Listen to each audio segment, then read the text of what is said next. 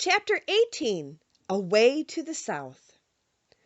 Dorothy wept bitterly at the passing of her hope to get home to Kansas again. But when she thought it all over, she was glad she had not gone up in the balloon, and she also felt sorry at losing Oz, and so did her companions.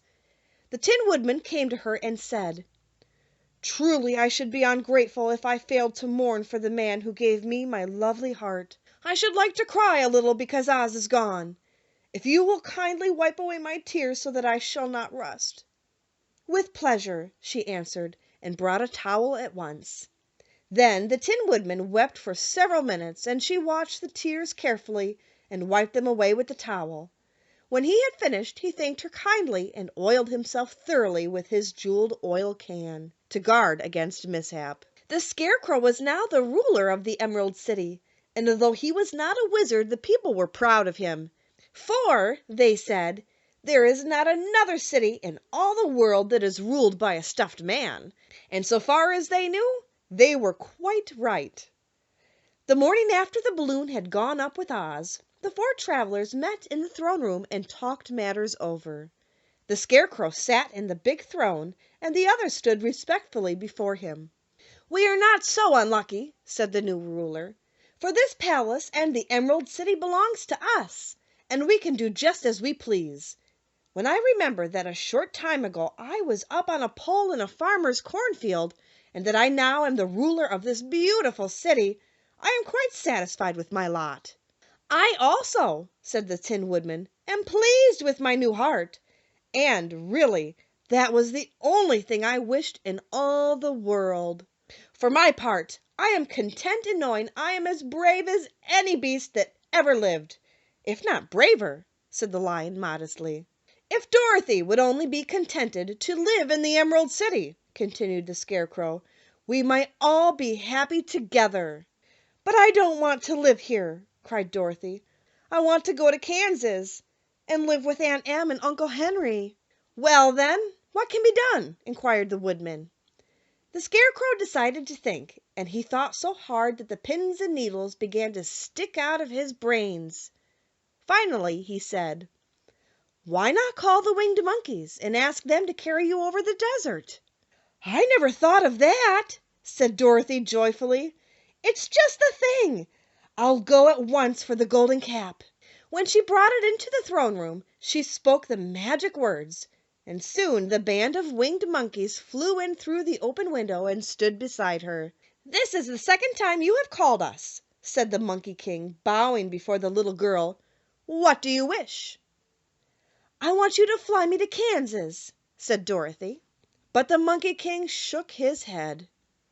"That cannot be done," he said. "We belong to this country alone and cannot leave it. There has never been a winged monkey in Kansas yet, and I suppose there never will be, for they don't belong there. We shall be glad to serve you in any way in our power, but we cannot cross the desert. Goodbye." And with another bow, the Monkey King spread his wings and flew away through the window, followed by all his band. Dorothy was ready to cry with disappointment. "I have wasted the charm of the golden cap to no purpose," she said, "for the winged monkeys cannot help me." "It is certainly too bad," said the tender-hearted Woodman. The Scarecrow was thinking again, and his head bulged out so horribly that Dorothy feared it would burst. "Let us call in the soldier with the green whiskers," he said, "and ask his advice." So the soldier was summoned, and entered the throne room timidly, for while Oz was alive he was never allowed to come farther than the door. "This little girl," said the Scarecrow to the soldier, "wishes to cross the desert. How can she do so?" "I cannot tell," answered the soldier, "for nobody has ever crossed the desert, unless it is Oz himself." "Is there no one who can help me?" asked Dorothy earnestly. "Glinda might," he suggested. "Who is Glinda?" inquired the Scarecrow. "The Witch of the South.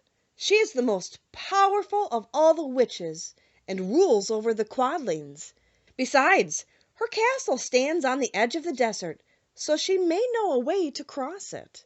"Glinda is a good witch, isn't she?" asked the child. "The Quadlings think she is good," said the soldier, "and she is kind to everyone. I have heard that Glinda is a beautiful woman who knows how to keep young in spite of the many years she has lived." "How can I get to her castle?" asked Dorothy. "The road is straight to the south," he answered, "but it is said to be full of dangers to travelers. There are wild beasts in the woods, and a race of queer men who do not like strangers to cross their country. For this reason none of the Quadlings ever come to the Emerald City." The soldier then left them, and the Scarecrow said, "It seems, in spite of dangers, that the best thing Dorothy can do is to travel to the land of the South and ask Glinda to help her.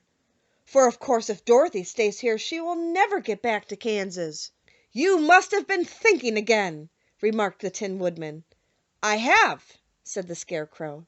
"I shall go with Dorothy," declared the Lion, "for I am tired of your city and long for the woods and the country again. I am really a wild beast, you know. Besides, Dorothy will need someone to protect her." "That is true," agreed the Woodman. "My axe may be of service to her, so I will also go with her to the land of the South." "When shall we start?" asked the Scarecrow. "Are you going?" they asked in surprise. "Certainly.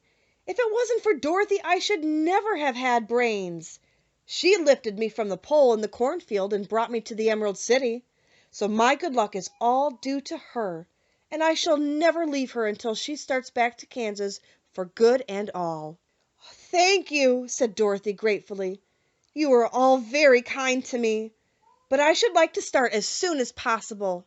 "We shall go tomorrow morning," returned the Scarecrow. "So now let us all get ready, for it will be a long journey."